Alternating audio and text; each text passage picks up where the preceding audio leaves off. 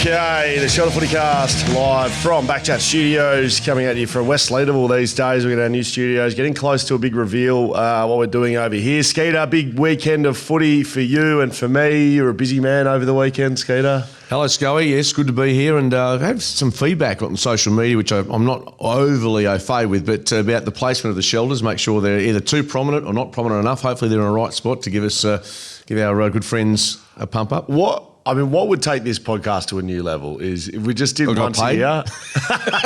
You get paid. You sometimes don't invoice, but that's not my issue. I tell people, you don't invoice me, I'm not paying you. I'm going to donate money to you. But I just think, like, if we did one podcast where we're just locked in the man cave, couple of shelters and just rip right in and tell people what we really think about life. Yeah, but that's probably not good for me, because I actually do work for a couple of mainstream media broadcast, television and radio. So do I. So you think just ripping in and telling people to get effed and... I'm not saying it would be good for us. It would be good for the podcast. Yeah, exactly. It wouldn't be great for our careers.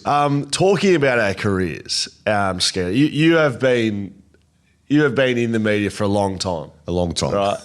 Your career, I feel like, has gone from strength to strength. Yeah. As you know, you're moving house at the moment. Oh, it's a lot of fun, yeah. Couldn't have put a more exciting time in my life. You've got some helpers, of course, helping you, and I've been getting some material across the desk of things that have been found in your house. So my daughter's obviously been in touch, right? No, not your daughter, actually. Your future son-in-law is Sam, you little prick. He's a big fan of this show. Look, he sent me a photo over the weekend, and I don't know if this was before or after you hosted the Rockingham Business Awards on Saturday. Very good night, by the way. No doubt, and it would have been well hosted. Just rain on the way down. Sure if the prelim final that you missed out on the Saturday night was, anyway. This was sent through. I'm just going to read it to you, right? And just to show you, I do have it here, Skate. I'm not making it up. It's a picture of it's a frame picture. This is from the 27th of October, 1992, right? How many years ago? Is that 30 years, over 30 years ago? Yeah, well, I was 22 years of age, so yeah. The 1992, and it's sponsored, I believe, by Quit, which was the anti-smoking campaign. Apparently. So 1992 Quit Football Media Awards. Dear Mark, it goes on to say, this is in a frame, by the way. Congratulations on being judged the author of the best football television news story in 1992. I'll leave the middle sentence out. The football industry salutes you on your achievement. So they should. Thanks for your involvement in 1992 and hopes that you will continue to support our great game in 1993. Now, that's from the general manager of the Waffle, Trevor Howard. The middle sentence that I left out is my favourite. What? A cheque for $300 is included as your prize money for this achievement. That's good coin back in 1992. Mate, this is unbelievable news. So you've been doing it for a long time. I just wanted to let people know, you're not a flash in the pan. No, that's over 35 years ago. Yeah, if you can't break a story or two in 35 years. What was it? You know what? I have zero idea. I did do a story. It may have been this one. Dale Kickett, in the middle of a season, went from playing for St Kilda to West Coast, changed clubs like midweek. It was a bizarre setup. Right. So and you covered it. I think so. Yeah, but that's going back a bit. And just so you know, that was is that hanging heading towards it was heading towards a skip bin. So yeah, so it better not have ended up in the skip bin. I think so. I mean, you got to be brutal at this time. I would hang that right above your head. That should be hanging in the Louvre, let alone on the Shelf FootyCast. My wife's lucky to let me keep anything. Did you like that? That was good. That wasn't bad. I thought I was going to get whacked about something I did around the house at... I've got a few others, but I'll save them for the rest of the year. We've got a 6-week run in here. All right, Skeet, our big supporters, of course, looking after us here this week. MSH, Mine Services Holdings, for your projects and mining construction matters. Get in touch with the team. Adam and the guys there will sort you out if you need to hire any plant and equipment for your works around Perth or even Western Australia. MSHPH.com.au will be bringing you the big moment of the round this week, as well as our friends from Heyscape, heyscape.com.au, getting all the business done down there. Now, Skeeter, I do think the big moment of the round, it's not either of the games because there was a bit of a wipeout for both, and no reports that I can remember, no really big injuries for the sides that are going on. However, in a side that's not playing the finals, and they've dominated over the weekend, just the news cycle. Zach Merrett, the captain of Essendon, which my guarantee of the week, by the way, I reckon a bit of a chortle by you, a bit of a chuckle. No, hang on. See, no, he was that came out after there was whispers that he wanted out. I guarantee he'd be leaving. From just early days, I was like, that's not sounding good. Well, I tell you what, it's not sounding good. Apparently, Skate, he's not going to the best and fairest, which he will win, by the way. No one else is winning that. So he's going to not go to a best and fairest. That he's going to win. We've got Mason Redman and Jordan Ridley hitting the papers basically saying we don't trust him, we've had enough of him. It's pretty hard to cop when your captain who's meant to be leading us through the thick of it is looking elsewhere. I believe, now he hasn't met with West Coast, there's been some social media stuff floating around. I believe not only has he met with Hawthorn, but Richmond potentially as well, Skeeter. 2 years to run on his contract. The president, Dave Barham, the CEO, Craig Vozzo, the coach, Brad Scott, have all echoed Essendon will not be trading Zach Merrett. Under any circumstances. Or Jordan Ridley, for that matter, who's one of their best players. They're not for trade. They're not trading them. They're not going anywhere. They're leaving. Are they not? How are you saying this? Essendon has to say that, and to be honest with you, they have to hold their ground, because if it comes to a point where, and look, they can force essentially Zach Merrett to stay at the club. Yes. They can. He's under contract. He did sign a contract. He's been very loyal over a long period of time. Yes. But you're 100% right. He wants out, and he wants out. I don't see the Richmond angle. I don't get that, given that he's I'm assuming it's true. I saw it, and then you were like, no, that's not happening. And then it's in the run sheet too. So unless Isaac and I have been... I did see one with the West Coast. I think, why does he want to go to a club that is not contending? Isn't that the purpose of leaving? It's not money. If Richmond was true, I mean, you're not going to Richmond. No, so you're looking at Hawthorn at the weekend, you're thinking, wow, even if they don't win the flag this year, they're going to be in the window for a bit. So it's a really bizarre set. I mean, this has played out even more publicly and more, I guess, more damage to the footy club and to Zach Merrett and everyone at Essendon than the Oscar Allen situation, don't you think? Yeah, I guess because we haven't heard from Zach Merrett either, have we, in all of this? So that's an element that's important. Saw a bit of coverage over the weekend. Some are saying that handled really poorly and you've committed to the club and you're the captain and now you want out. Some are saying he's given everything he can to Essendon and he should, like everyone else seems to do, have the right to go and look around. Where do you sit on the morality of it? Like, and the I know you're not an Essendon fan, but what if you were, and what if, I guess, from your point of view, do you think they should trade him? I think if you get to a point where the player just has checked out, I mean, there's no point having, and also if your teammates, obviously check the temperature with your teammates to see, or the club's players as to what they think. But if he's checked out, you've almost got to go to Hawthorn if that's the club and say, righto, he's under contract.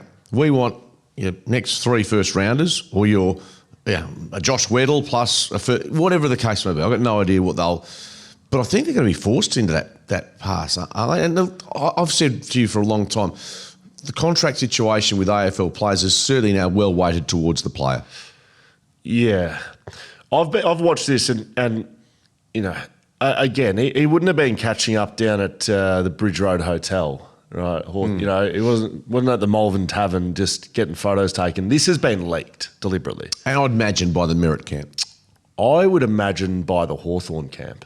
Yeah, so because what benefit does Zach Merrett get or his camp in getting this in the public?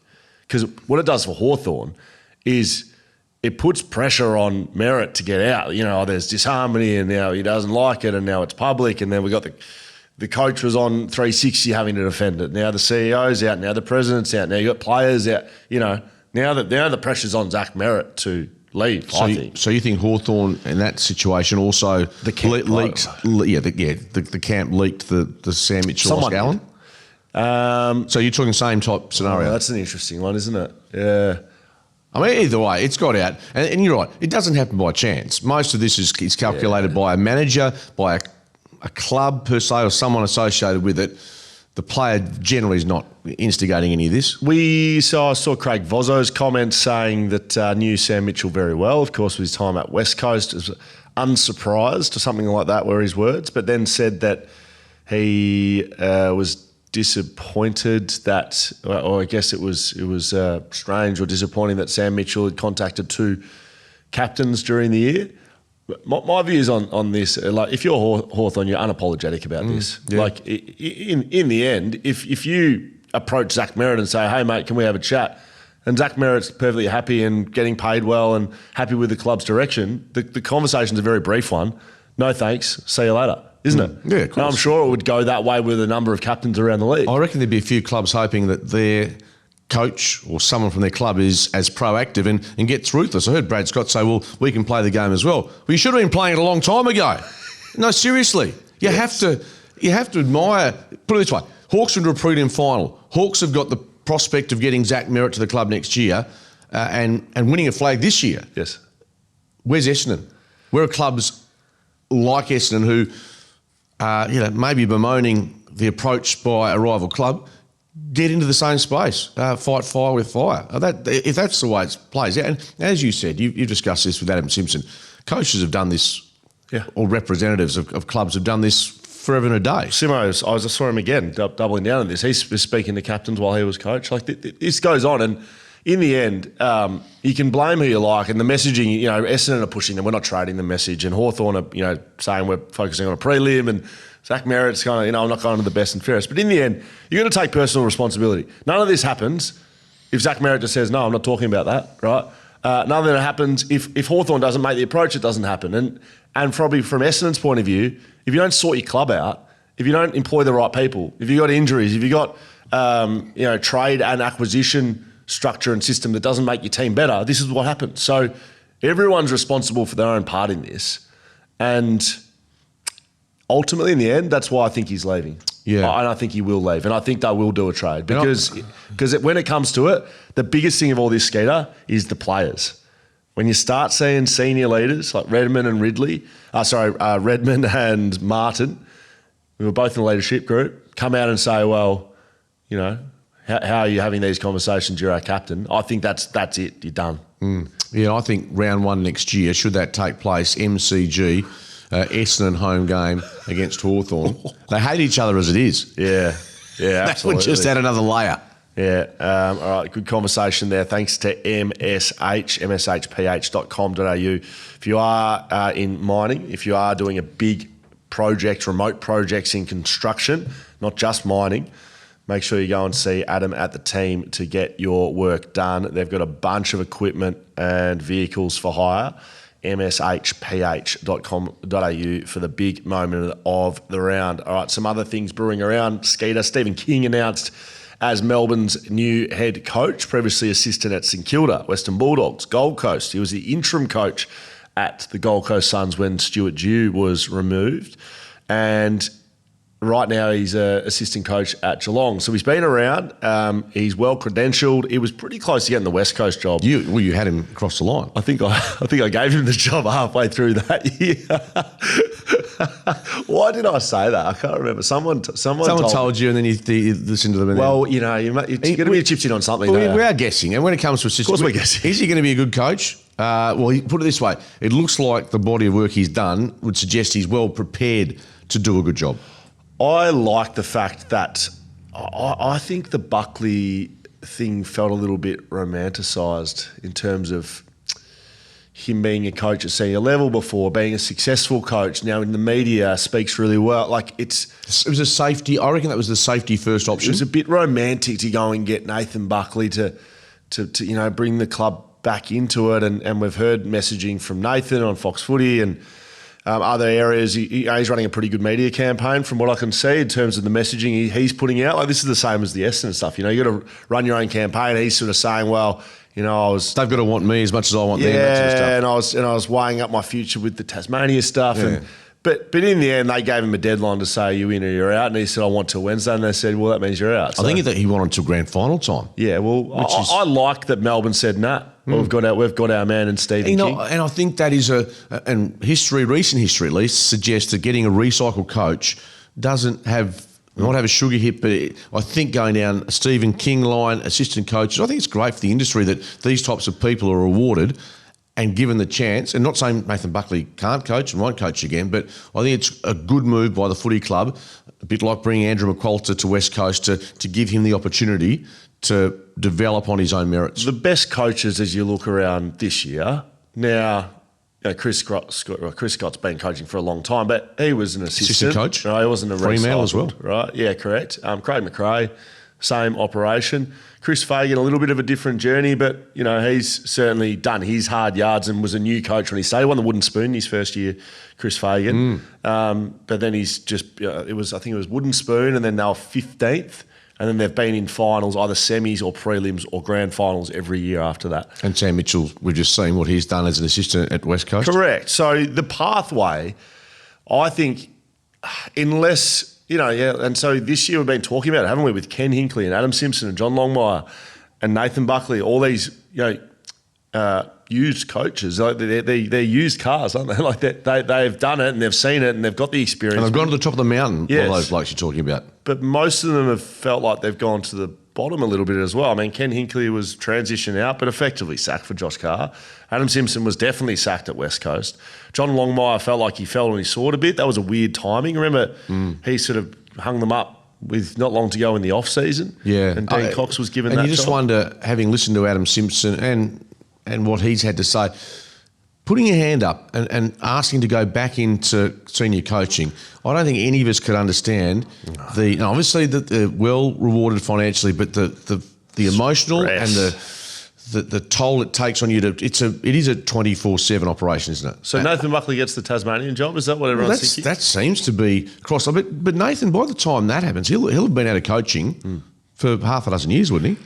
Yeah, which is a long time in footy. If I think about my career and the way that we were coached from 5 years difference, it's a completely different game. Not only game plan, that's one thing, and your assistants have a lot to do with that, but the players and the connection and the way you build those relationships. You might say, if you're a good relationship builder, you always are, but players have definitely changed, and certainly rapidly in the last 5 or 6 years, and the way they operate and the sorts of people they are, the players they are.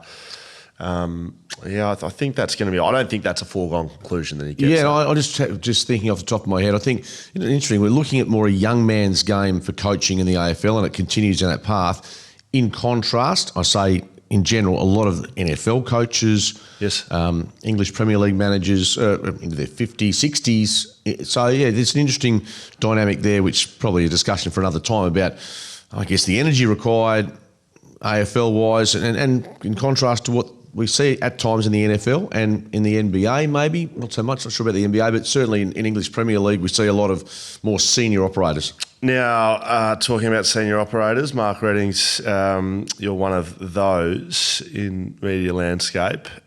You had some breaking news here on Thursday, didn't you? You rolled it out here, and then I heard you on 6PR, some breaking news around the state of origin. Yeah. And so what? I've seen a lot of people sort of re-breaking this over the weekend. Have they? You seen any of that? Tom Morris did something, did he? I saw Tom Morris. I thought was he claiming it? Well, yeah, there's a bit of exclusivity around. Gave it, did he? Well, there's a bit of a head wall. And now you're not that sort of operator, which I do like about you, Scotty. You're sort of happy to throw it out there, and if you walk away, don't look at social media. And then but I turn back with fun, and there's Joe Biden and bloke singing "Skeeter." I'm thinking, it's all good fun. But you broke this. Let's not shy away from it. You broke this story. Well, I broke the fact that it's going to be announced. I believe today. Could be wrong. Could be wrong though. And then he didn't break it. No idea. Well, Rita Saffioti, Andrew Dillon's in town. Yeah, I saw him in the AFLW. So so it's happening to my best understanding, and I believe that Feb 14, which I mentioned last Thursday. Look, the origin concept was always going to happen, but nice just to get some extra info. No, you broke it. Don't worry. Lots of people sliding in my DMs as well, just sort of saying, this is a Mark Redding story. Why is anyone sliding into my DMs? How do I find my DMs, by the way? Very good. Some nice little other things floating around there, which we might not touch on, just around representatives of sides and selection panels and different things. Coaches. I threw it out last Thursday. Who should coach the team? Who should captain the team? Who? I don't think here. No, but I did on radio, so do you want me to hold my thoughts? No, tell me that. Oh, no, off the top of my head, I think Dean Cox is the obvious to coach. It's a one-off game. To coach Western Australia. Absolutely. When you think of coaches, John Worsfold's a possibility, but Coxie's a current coach. I think you think of NRL State of Origin, they have a separate coach generally as opposed to a club coach, but it's a one-off game. It's in February. I'd have Coxie as my coach and probably, dare I say it without giving it a heap of thought, Patrick Cripps as captain. I don't know if Patrick Cripps as captain, I don't mind that. I don't know if you'll get a current AFL coach to coach it. That's the only thing. Yeah. With all due respect to the State of Origin, I don't reckon a current AFL coach would give two shits about it.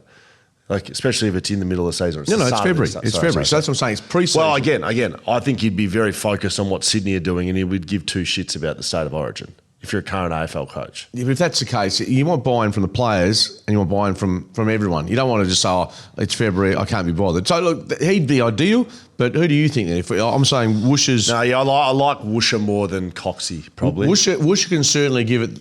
Although he's not one of those Ted Whitten types that... You need Jacko in there to be throwing some grenades at the opposition. I'm just trying to think of... coaches that are West Australian that have had some real barbs and throwing them around. Theoretically, like Peter Sumich could come up and do a job. I don't know. I'd just like someone who'd just be giving it a bit. Like you need the rivalry back. So you get a couple of people that hate each other. Like we had with Curls in South Australia and Teddy Whitten in Victoria. And of course we had Brownie tended to do it over here. Mel Brown against Ted Whitten. It was all orchestrated. Yeah. But you know what? It was good theatre. Because if you could wind back the clock for Woosher and get him properly wound up, I reckon Woosher would be good. I'd be intimidated. But he never does it in a public sense. No, he's correct. not that sort of... but that's what I mean. If you could orchestrate it and get Woosher in angry mode, I reckon that'd be pretty bloody good. People would like this. Mate, if you want to see a good shirt front, have a look at him on Gary Ablett Senior in a State of Origin game. Oh, yeah. I've seen it. Unbelievable. Skeet, some best and fairest news. Harry Sheasel, Tristan Cherry tied for the Sid Barker medal. He's on 2 now, Harry Sheasel. He's only, how old is he, 20 yet? Yeah, gee. That's pretty good. I think I saw something on X and there's a bunch of superstars at the age of whatever, Harry's 19 or 20. He's won 2. He's miles ahead of a lot of blokes of that same sort of age bracket. Of course, relevant to West Coast as he was the player that they split their pick for. Why do you have to bring that up? Jimby and Hewitt. I'm just saying he's having a good career. And I think you asked me this last week, whether I think I'd take Jimby and Hewitt still. I mean, Jimby was he second or third? He was just second. Second, I think. So he's doing just as well. But you can still have Sheasel there and still have a win at West Coast. I agree. mean, two clubs can still win. I agree. See Luke Bruce, knee injury over it's terrible. It's not just ACL, it's MCL. Oh, mate, I'm surprised he's got a knee left. Career over. I'll say career over. He was retiring, but... He was probably pushing for a sub spot, right? Yeah, well, given that I think this bit of Jack Ginnivan's, there's a couple of Gunston's got a little bit of a niggle. Yeah, but you can't play if you've done that. And by the way, Skeeter, we got one tip each. I got Hawthorn, you got Brisbane. Yeah. And I got butchered with my guarantee of the week, which I'll put my hand up and say. What did you say? I said Adelaide with my guarantee of the week. I was in a moment of weakness, and you know what? You know what? If you're going to miss a guarantee, miss it by a fair way. I missed it by a mile because guess what? They did not win 1 quarter of football during the final series played at home. So they were the very minor premiers. So was he guaranteed they were going to win the flag or just win on the weekend? I just, you know what? You know how much thought I give their guarantee? Well, I'd hope a lot. Yeah, good partners. Great partners, but I sometimes have got other things going through my head like moving house. And so you've got no idea, clearly. You don't know what's going on. Sorry. Are you back on the drink or not? Because you're a lot... I actually am, man. I'm thinking about getting back off it, to be honest. Hawthorn 101 defeated Adelaide 67, Adelaide Oval, Friday night footy, Skeeter. I had firmed into Hawthorn by the start of this one. I said on radio, I was happy with this. On radio, I said 45 points Hawthorn. By the time game time came around, the more I thought about it, Adelaide, best player out. Although that was a news story, and not enough credit was given to they lost their best player for finals. In their midfield just looked. Jordan Dawson had a below par final series. I firmed right into 2 minutes into the game. I was big on Hawthorn. I kicked 3 goals and I thought, here we go. Geez, they started well. They were shot out of the cannon. I've heard a lot of messaging over the weekend from their players as well. They're sort of buying into that. I've heard connection used a lot. So, a connected, tight-knit group, something that, they look like the sort of team that, probably will struggle if you go too hard on the footy side and you need more enjoyment levels of them. And they certainly played like that. They kicked 2 goals in the first 37 seconds of play. Adelaide are the first team in VFL, AFL history to play 2 finals and not win a single quarter. And I know no one's ever done that before. They were the first minor premiers to go out in straight since 1983. Which was North Melbourne. That's going back to, just another era. 83 is sort of 9 years before you received that $300 for the story of the week, so it's sort of not that far. Could you name one player from the North Melbourne early 80s? Give me one. Wayne Schimmelbusch. No, hang on. Come on, give me a couple. Ross Glendinning. Funny, I got a call from Roscoe on Saturday night, very late. There you go, Ross Glendinning. Yeah, one of the greats. Ron Brassey was involved at some point. Yeah, he was 77, so 75. They won their first flag, 77. Yeah, so you're in the same sort of window. That's probably all I've got. But North were a very good side back then. They were.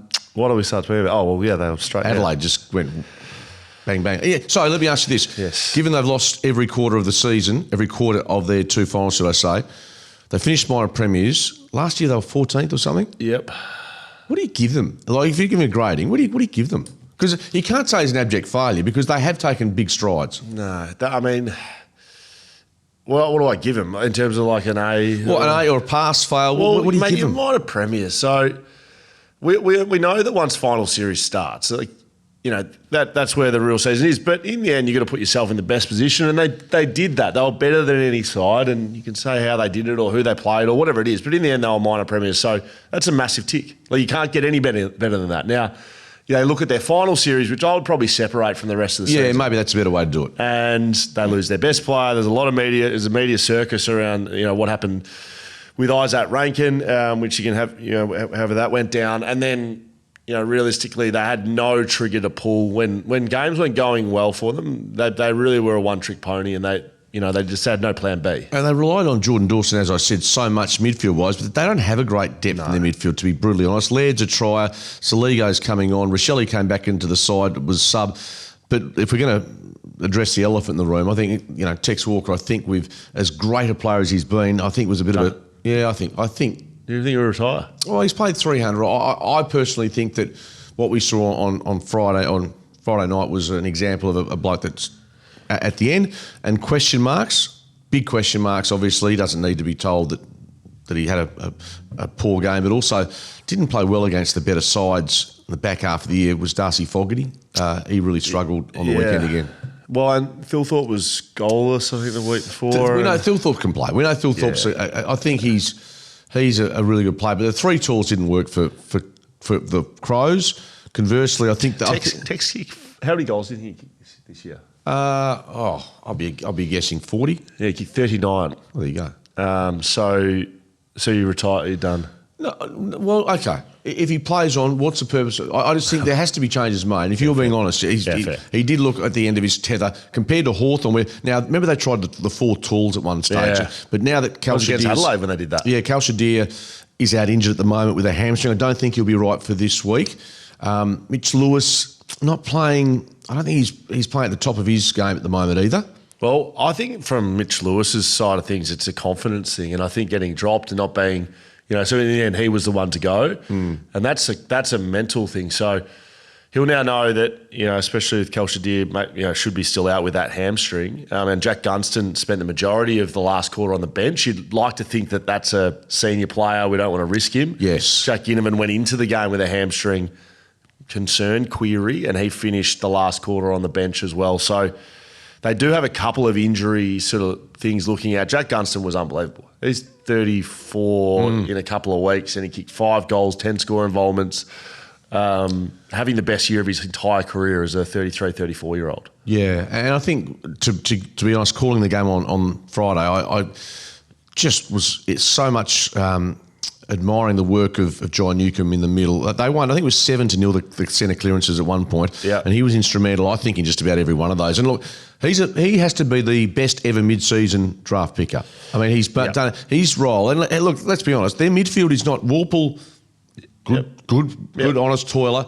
Nash, good, honest toiler, good. I'm not underselling them, but they're not a star-studded midfield. No. Newcombe, though, is the guy that's carrying this midfield on his back at the moment. Meek's been enormous as well. So, look, there's going to be a lot of people that are hating on Hawthorn, but I can't help but like what I'm seeing, the way they play footy. Yes. Yeah, I like... excuse me. I like their back line too. Barris, Battle and Scrimshaw on, the three biggest and best tall forwards of the year, really, as a combo.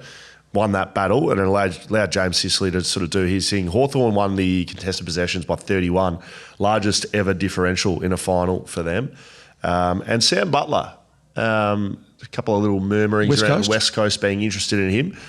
Be a bit stiff to rock up at a club and be the second best player of your name to get to play for the club in Sam Butler, 2006 premiership player. But he had 15 disposals, 2 goals and 9 tackles. I liked his game. I was just watching him a little more closely. Yeah, and he kicked a nice little curler around his body. Yep. I agree with you. I thought he was good. I'm not sure what the connection with WA is or West Coast, to be honest with you. But maybe he's just, I don't know, he hasn't played every game this year. He's struggled to get into the side. So he's probably just, you'd like to think if you're a West Coast fan that every player that has any talent that's struggling to get a game at clubs, you'd be interested in. Doesn't mean they're all going to come, but you'd say they have to be on the lookout for anyone who's any good. Yeah, I'm also mindful of if you're struggling to get a game at a club, and I'm using Matt Owies as a sure. I'm not jumping at everything, but I know what you're saying. You have to look at every possible option at the moment, the Eagles. That's absolutely right, Skeeter. Okay, Brisbane 100 defeated Gold Coast 47 at the Gabba Saturday night. The Lions book in a prelim final against Collingwood, which is a huge game. They've played each other a lot in finals over the past few years. They absolutely smoked the Gold Coast Suns, which we shouldn't have been surprised at. No, I wasn't. We can't be surprised with Brisbane because they had this ability almost every week or second or third week this year. They've had a poor performance, as they did against Geelong, and the next week they've come back, and I think we saw from Huma Cluggage on Saturday night, just, he got shut down by Mullins the week before in the qualifying final, but he's back to his best. Cam Rayner is a bull and a beast, and I just wonder what was uttered into his ears during the week about the comings and goings at the MCG, and he responded accordingly. And I don't think it was a huge surprise that the young Suns weren't able to back it up. I think you might have even mentioned it. After that emotional win in Perth, then to travel back, a day less break than their opposition, all the factors just added up to Brisbane on their home deck getting across the line and doing it pretty comfortably. Yeah, absolutely. They just looked back to a really good side, Brisbane. Biggest indicator of that was Charlie Cameron. I thought the week before he looked like he was sort of, we're retiring him. He was one of their best against Gold Coast, and he needs to be sort of that 5-star. Across the board, though, their contested game, Cam Rayner was absolutely brutally tough and hard at the contest. Logan Morris is standing up in front of the footy for them. He kicked, he's the youngest player since Jeremy Cameron in 2013 to kick 50 goals in a season.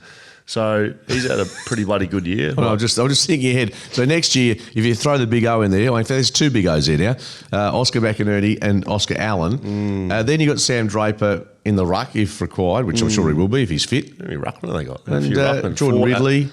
Mate, when I say the rich, the power clubs are simply getting better, and that's what we've seen. The 4 clubs in the prelims this week, Brisbane have been around the mark for a long time. Hawthorn, well, they've had a look at the finals last year, but their rebuild's taken 2 minutes.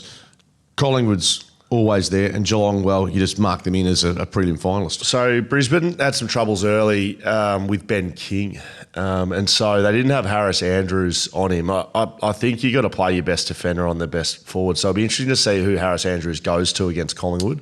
Mason Cox, of course, back in the side. Brody Myercheck, I think, is their best forward. But Harris Andrews not the best matchup. So Gardner was the one to go to King, and he was looking dangerous. He had 3 shots on goal in the first quarter. They moved Harris Andrews onto him. Ben King had 2 touches for the rest of the game. So Harris Andrews is the premium defender in the comp, but they like to play him on someone he can roll off and intercept from. So that's not my check. You can't. I just think when we used to play, you can't play someone like a McGovern on Myercheck because Myercheck is so aggressive at the footy. If you roll off him, he gets used and kicks goals. So I think Gardner will have to do a job there, and I just think they looked a bit vulnerable from that. Harris Andrews was elite. They're one of their best players. Josh Dunkley had 18 tackles, the most ever in the final. 18. So he was challenged as well because, they were beaten in the midfield the week before. So He went to a new level, head-to-head with Real, effectively. The Gold Coast the Gold Coast Suns season is done. How do you assess their year on the way that they've gone out? It just felt like they wanted to make a final and they wanted to win one, and they did that, and then it was done. And so they won't know this yet because they've never done it before. But you'll look back on this year as a real lost opportunity. Like making a final and winning one. It doesn't. There's no difference between going out and not even making finals, to be honest. Now it might for this group mentally to say, okay, we can play finals and win. But it's still a wasted opportunity. If you go, if you're just resting your laurels on winning one final, you still lose. Your season's over. So I think they'll look back at a lost opportunity. Yeah, I take a slightly different view to it. I think it was almost like boys against men. We saw that a couple of times this year with the Suns against Brisbane, albeit they beat them on the Gold Coast. I think they make the finals. They should have finished top 4. I don't think they're ready yet to play in a grand final, for instance. But they have to, I guess, as Damien Hardwick said, he's got 80% of a premiership side there. Yes, and he probably is around the mark. But you've also got to look at where they're at with their list. I mean, Jed Walter as a forward missed selection, and there's a bit of disgruntlement about his absence from the side, according to reports. Bit of a West Australian selection. West Coast, you think? I rolled that out quite a while ago. Yeah. So you think that's still on the cards, potentially? Yeah. I would be if I was West Coast. Yeah, absolutely. So, Rowell and Anderson, so much reliance on that pair. I'm going to say it was a really good season for the Suns. I think, just speaking to family member who's come over from the Gold Coast, my stepmum said, it's been great because schools had a Gold Coast Sunday and people were dressed up. So they're sort of a bit out of mind, out of sight, but there's a big step forward for them as a club. They've got a fair way to go, obviously, but I think it was important they played finals, had that beautiful moment at Optus, and they found out that they're still a couple of steps off it. We saw David Swallow get chaired off, of course, the double chairing, double line, which was good. I think that's deservedly. I think that's a tick chair off. Who had a better season, Adelaide or Gold Coast? Including how both sides went out in finals and played in finals. Well, Adelaide... Is that a good question? Adelaide, yeah, it's sort of apples and oranges because Adelaide wins the minor premiership. And you mentioned before, that's yep. a strong achievement from a team that finished 14th. Yes. I'm not sure where the Gold Coast finished last year, but obviously outside the 8 somewhere. They didn't play finals. And the Port Adelaide game 2 weeks out, they win that and they finish top 4. That's why I think it's a lost opportunity. They should have been top 4 and Collingwood would not have been top 4. Oh, absolutely. Collingwood owe everything to the Suns and what they couldn't achieve. I'm giving... Who had a better year? One team. Well, Adelaide. Yeah. Because they finished on top. No, I think so too. They both knocked out in early doors, well, the second stage of the finals. I think both teams will learn from it, but I give Adelaide a bigger tick. Well, who's got the bigger upside? Suns, clearly, I would have thought. Right. I think. Yeah, I mean, Walker and Laird feels like he's sort of getting older, although I think he'll play again next year. They've got a lot of good young players, Adelaide, still. I'm not dismissing that. I just think the Suns probably with where they're set up, I think they can take it. They're potentially improve next year, but it doesn't mean they're going to play finals next year. Well, if you talk about lost opportunities, Adelaide certainly had a lost opportunity of a year. They finished on top of the ladder and best side and then straight sets. Exactly. So both of those. Now, Skeeter, over here in the West, of course, our good friends at Shelter and Busselton and very West Australian podcast. We love it. The Waffle was on over the weekend. It's where our Heyscape escape of the week lies, heyscape.com.au. Cabin stays in nature. They've got locations all around Western Australia, the Southwest, the Great Southern. You can get there, get away from the hustle and bustle. I actually think you and I in one of these cabins would go okay, Skeeter. I'm just looking at them now. By ourselves? Well, hopefully there's a couple with maybe a couple of single beds. I'm not sure. We need that. I mean, there's certainly no... Not sure I want to share the bath on the deck with you, but no Brokeback Mountain with us. But anyway, that's very good. Look at that photo. That'd be you and me pouring you a wine, and that's a good looking. Yeah, no, she's not there. It's just you and I. Yeah, great stays in nature. You want to go and check some of them out. Heyscape.com.au. The escape of the week, Skeet, lies in the Waffle for me, and you called this game prelim final decided by 5 points. Tell us how it went. Yeah, really good game. Tough conditions. Wind was blowing a gale. You were there at Sullivan Logistics yesterday. It was a bloody windy day and it was so difficult to kick goals. But it was a contested game. I think there were more stoppages and more tackles in the first 10 minutes than there were possessions. It's that sort of game. So East Perth beat Claremont by 5 points. Was it anyone's game? It was a close game, but was it? Yeah, it was. It definitely was. And Claremont had some chances kicking to the right of screen, if you're watching the TV.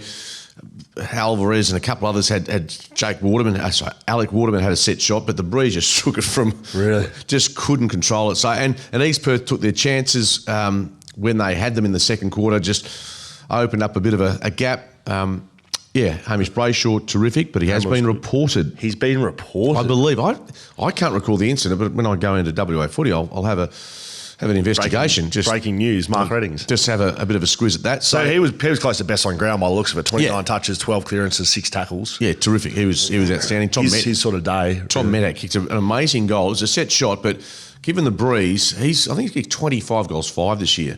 So he came back into the side. They went with a different look, left Seb Queck out of the team. Right, and he played twos. Kicked a couple of goals, but I think their forward line looks better, even though Ben Middleton had a quiet day. I thought they looked better. Scott Jones in the middle, great battle with Ollie Eastland. And in the last quarter, for what it's worth, Jai Bolton, was it his last game? He's, of course, Sandover medalist by 2. He's playing his 192nd game, had 8 or 9 disposals, tried to lift his team off the canvas, but they fell short. So for East Perth, their second grand final appearance in as many years, third consecutive final series. Claremont, well, they've won a flag since 2012 and they continually fall short in the finals. Last year was Peel by a point. This year, East Perth by a handful, 5, and they miss out on another grand final. That being said, I think something extraordinary would have to happen for the Bulldogs not to win the flag next Sunday, albeit fine conditions are forecast, and that will be of benefit to East Perth, who like to chip the ball around and work the angle. So, yeah, a really good game of footy, actually. It was a pleasure to call. It was a ripping game. Claremont were 15-plus inside 50s against East Perth, so that's why it is the Heyscape Escape of the Week, and they'll need another one, because if Hamish Brayshaw doesn't play because he's reported and he gets a week, well, that will be absolutely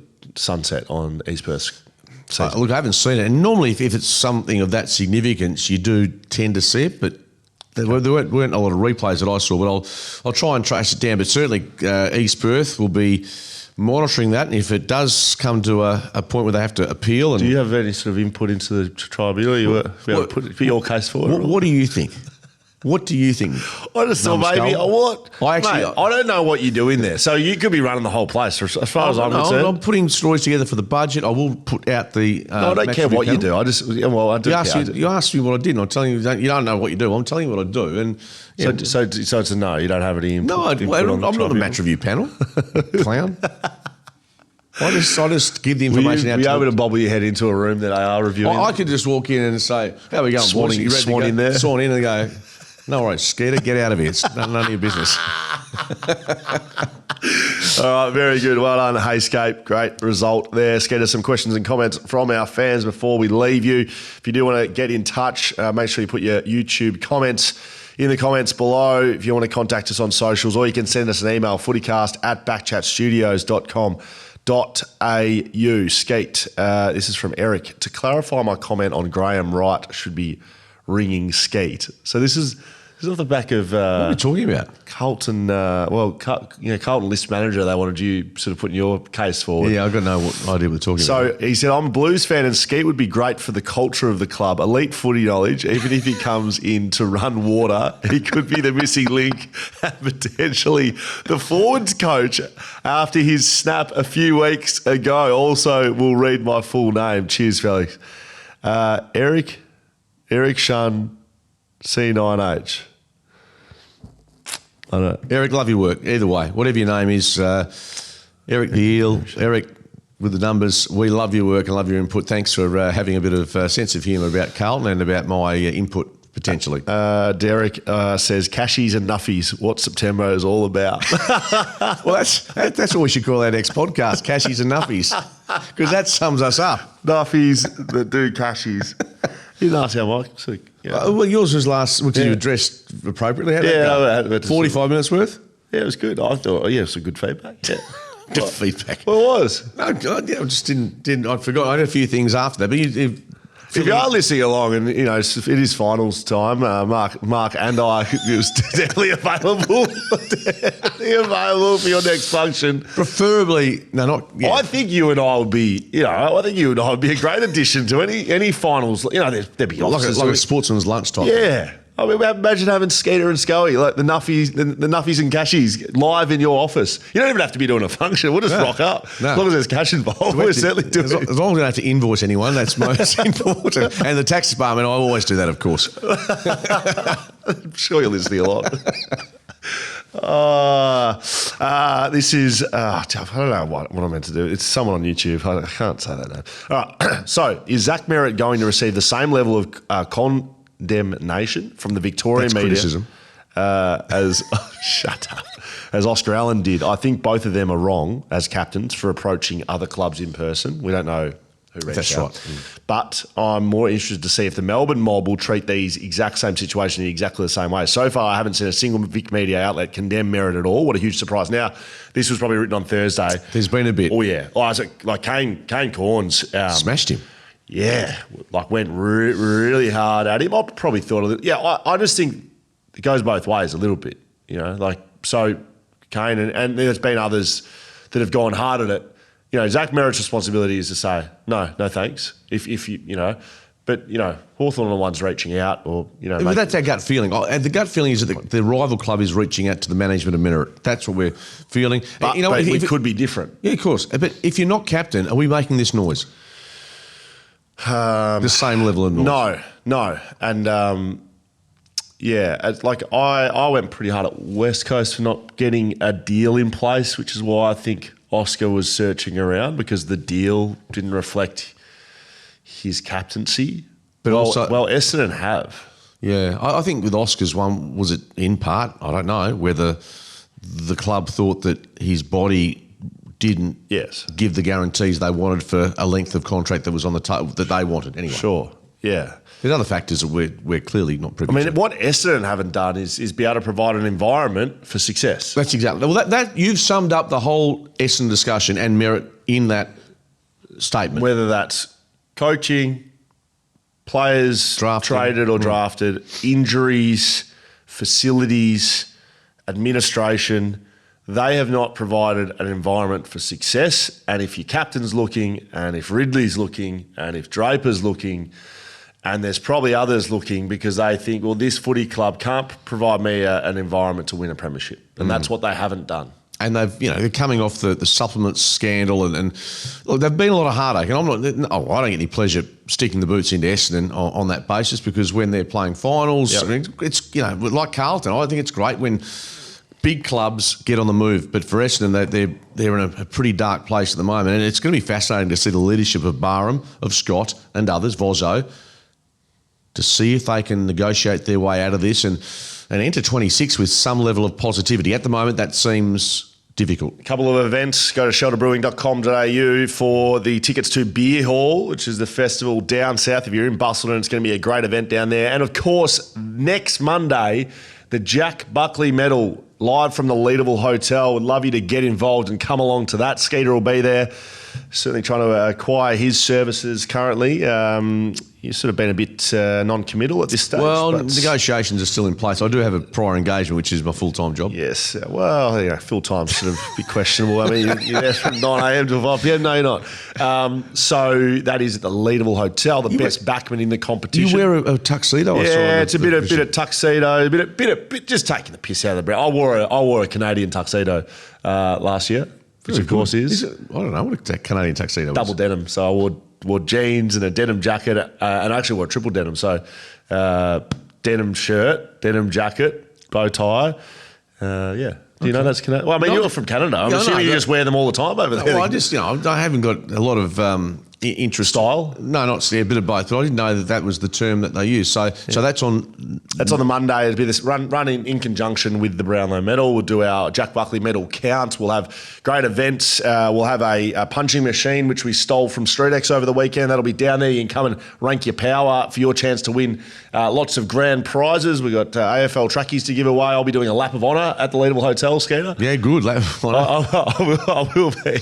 I'm getting my lap of honour. Did you know? I'm getting my lap of honour. That's great. So who decided to implement that? Me. Yeah, I thought so. Yeah. No, so that'll be great. We'll have all the gang from BackChat down there. It's going to be a great night. Hamish will be, of course, coming off the back of a Sunday session and into a Mad Monday and particularly if they do get a result. Yeah, well, he did this last year, and it was sort of there's maybe some controversial moments, unhinged moments on stage, definitely. So we'll be copying that again this year. I was actually going for Claremont because we probably pushed the line a little bit too far last year on a few moments, but it's okay. It was good fun. Yeah. Well, I'm with Hamish tonight, by the way, at the Sandover medal. We've got the Sandover we're doing tonight. I've got the tuxedo on tonight. Who do you think's going to win that, or do you know?